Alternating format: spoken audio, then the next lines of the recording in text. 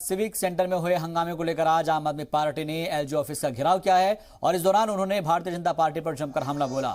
इस मामले को लेकर आप लीडरान ने एलजी विनय सक्सेना से मुदाखलत की वो मांग कर रहे थे। बता दें कि कल काउंसलर्स की अलफबरदारी के दौरान जमकर हंगामा हुआ, जिसमें कई लोगों को चोटें भी आई। इस मामले में दोनों ही फरीक एक दूसरे पर तरह तरह के इल्जाम लगाते नजर आए।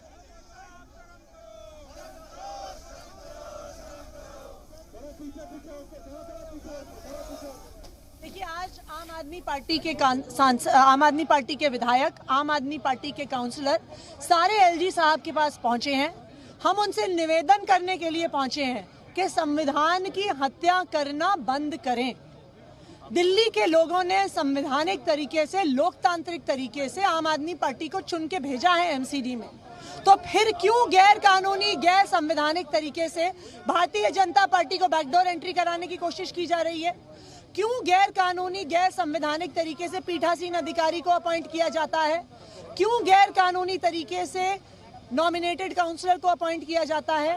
और कल जो सबसे बड़ी साजिश हुई कि जो नॉमिनेटेड काउंसलर हैं उनको संविधान के खिलाफ जाते हुए, कानून के खिलाफ जाते हुए मेयर और डिप्टी मेयर और स्टैंडिंग कमेटी के चुनाव में भारतीय जनता पार्टी का वोट दिलाने का इरादा था। आज हम एलजी साहब से कहना चाहते हैं कि वो एक संवैधानिक पद पे बैठे हैं, उनकी जिम्मेदारी है कि संविधान की गरिमा को बनाए रखें।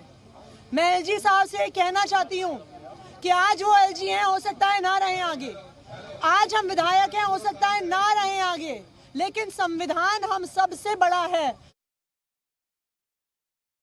सत्ता में बैठे हुए जो आज संवैधानिक धज्जियां उड़ा रहे हैं लेफ्टिनेंट गवर्नर, जिनको संवैधानिक चीज़ों का संरक्षण करने के लिए बैठाया गया था, लेकिन आज वो संवैधानिक चीज़ों का माहौल उड़ा रहे हैं, बाबा साहब अम्बेडकर के संविधान की धज्जियां उड़ा रहे हैं। एलजी साहब एक भाजपा के एजेंट के रूप में कार्य कर रहे हैं। पहले उन्होंने प्रोटेम स्पीकर की नियुक्ति करनी थी, हमेशा सीनियर आदमी को बनाया जाता, वो नहीं बनाया।